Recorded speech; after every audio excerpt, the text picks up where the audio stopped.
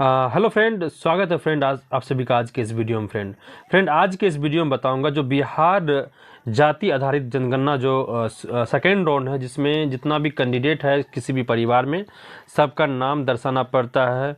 वो क्या करता है, कितना उम्र है, परिवार के प्रधान से क्या संबंध है, कौन सा जाति है, विद्यार्थी है या फिर रोजगार करता है, ठीक है, उसके पास क्या है, कितना भूमि है, कितना रेसिडेंशियल भूमि है, ठीक है, उसका आधार नंबर क्या है, सारी जानकारी सारी डिटेल आज के इस वीडियो में दूंगा फ्रेंड। तो चलते हैं फ्रेंड। तो सबसे पहले आप लोग को अगर जनगणना करते होंगे तो आपको इस तरीके से कुछ पेज जो बिहार गवर्नमेंट के द्वारा दिया जाता है, ठीक है फ्रेंड।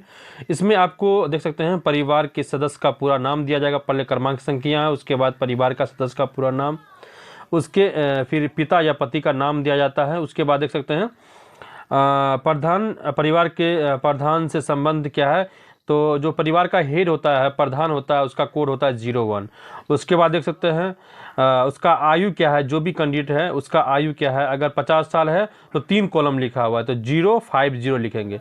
अगर किसी का 17 साल है तो 017 लिखेंगे। अगर किसी का 105 साल है तो 105 लिखेंगे। तो 3 कॉलम दिया गया है आयु में। उसके बाद देख सकते हैं लिंग का कॉलम मिल जाएगा आप लोग को। तो अगर कोई पुल्लिंग है तो 01 कोड होगा, अगर स्त्रीलिंग है तो 02 कोड होगा। उसके बाद देख सकते हैं वैवाहिक स्थिति, मतलब मैरिड है या अनमैरिड है, ठीक है। तो अगर मैरिड है तो 02 होगा, अगर नहीं मैरिड है, अनमैरिड है, अवैवाहिक है तो 01 होगा, ठीक है फ्रेंड। उसके बाद देख सकते हैं यहाँ पे आपको मिल जाएगा। उसके बाद धर्म, मतलब रिलीजियंस क्या है, ठीक है। तो अगर हिंदू है तो 01 होगा, अगर इस्लाम है 02 होगा। उसके बाद यहाँ देख सकते हैं, मैं फ्रेंड आप लोग को जूम करके दिखा देता हूँ, जाति का नाम एवं कोड। तो जाति का नाम यहाँ पे आपको जो भी बुकलेट मिला होगा बिहार गवर्नमेंट के द्वारा, वहाँ पे सारा जाति है, मतलब आपको शेख, पठान, यादव, ब्राह्मण, सारा चीज़ मिल जाएगा, ठीक है। तो जो भी जाति है उसके रिलेटेड कोड आपको मिलेगा, ठीक है फ्रेंड, बुकलेट में। तो 3 अंक का कोड होता है, वो कोड यहाँ डाल देंगे फ्रेंड। उसके बाद देख सकते हैं शैक्षणिक योग्यता, मतलब एजुकेशन क्वालिफिकेशन क्या है। अगर कोई भी कैंडिडेट 10th किया है तो यहाँ पे 10 डालेंगे। याद रखें, अगर कोई भी कैंडिडेट 10th में अभी एडमिशन ही लिया है, मान लीजिए 9th पास करके 10th में ही गया है, तो उसका शैक्षणिक योग्यता मतलब एजुकेशन क्वालिफिकेशन 9th ही होगा, 10th नहीं होगा। अगर डिग्री है तभी वो कहलाएगा वो 10th पास आउट। अगर डिग्री नहीं, अगर गया ही है उस क्लास में, तो उस क्लास का हमें नाम नहीं देना है, उससे एक लोअर क्लास का जो भी डिग्री है वो डालना है। तो इसी तरीके से कोई अगर 12th में अगर गया ही है तो 12th नहीं डालना, वो 11th में ही कहलाएगा, ठीक है फ्रेंड। उसके अलावा देख सकते हैं कार्यकलाप, मतलब एक्टिविटी, वो करता क्या है, वो जो भी आदमी है वो करता क्या है। अगर स्वरोजगार है तो स्वरोजगार का जो भी कोड है वो डाल देंगे।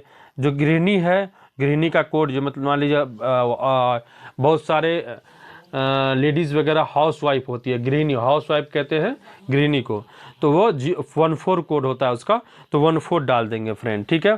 उसके अलावा कोई सरकारी नौकरी में है तो सरकारी नौकरी का जो भी कोड है वो डाल सकते हैं फ्रेंड। उसके अलावा जो भी प्राइवेट सेक्टर में है, कोऑपरेटिव में है, तो वो उसका कोड जो भी वो डाल सकते हैं फ्रेंड। उसके बाद देख सकते हैं फ्रेंड, आप लोग को जूम करके दिखा देता हूँ, आवासीय स्थिति क्या है, मतलब जहाँ पे रह रहा है, रेसिडेंशियल स्टेटस उसको कहते हैं, वो पक्का मकान है या फिर छत और टीना है या फिर कोई झोपड़ी है, जो भी है वो डाल सकते हैं फ्रेंड, ठीक है। उसके अलावा देख सकते हैं आवासीय प्रवासीय स्थिति, मतलब इसको कहते हैं इंग्लिश में टेम्पोररी माइग्रेशन स्टेटस, मतलब वो जो आदमी है वो बिहार के अन्य स्थिति में है या फिर बिहार में के अन्य जिला में रहता है या कहाँ रहता है या इस देश से बाहर रहता है, जो भी है वो डाल सकते हैं फ्रेंड।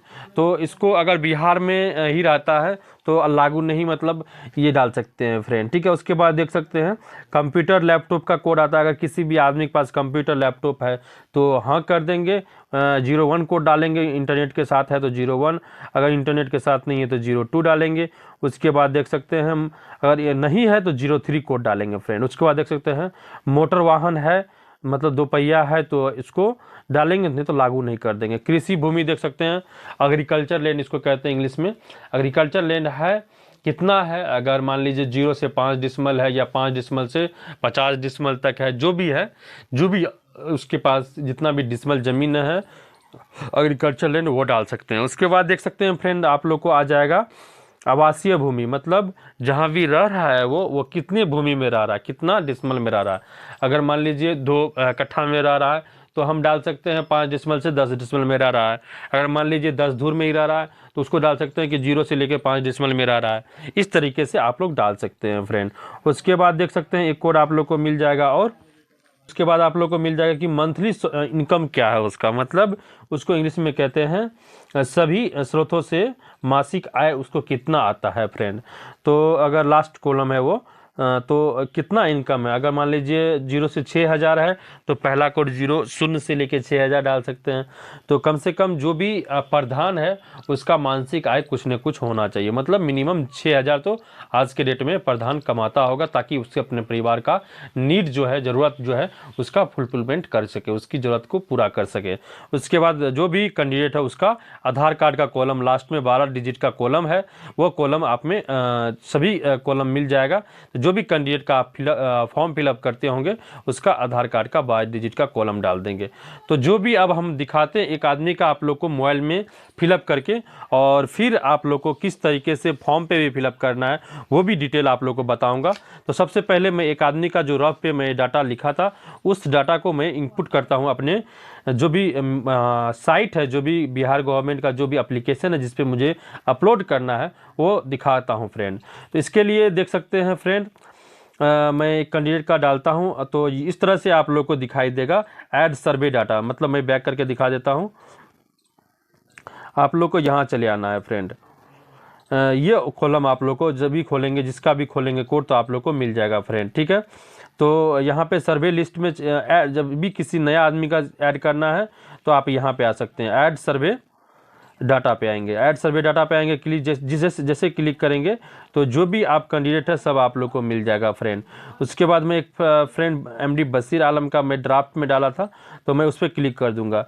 तो इस पर जैसे क्लिक करेंगे तो आप लोग को यहाँ पे बारकोड स्कैन करने के आएगा। तो बारकोड जो स्कैन करना है तो आप लोग को हर जाति जनगणना पे इस तरह से बारकोड आप लोग को मिल जाएगा फ्रेंड, ठीक है। तो या तो बारकोड स्कैन कर लेंगे या नहीं तो उसके साइड में आप लोग को फॉर्म नंबर मिल जाएगा। तो फॉर्म नंबर कहाँ इनपुट करना है हम आप लोग को बता देता हूँ। यहाँ पे फॉर्म नंबर आप लोग को डालना है, ये फॉर्म नंबर का कॉलम हो गया, ठीक है। तो जो भी फॉर्म नंबर है वो फॉर्म नंबर आप लोग को इंपुट कर देना है। इंपुट करने के बाद यहाँ पे ऐड नीचे मिल जाएगा ऐड फैमिली मेंबर, उस पर क्लिक कर देना है। देख सकते हैं फ्रेंड, मैं यहाँ पे जो फैमिली मेंबर का डाटा है सारा इंपुट कर चुका हूँ।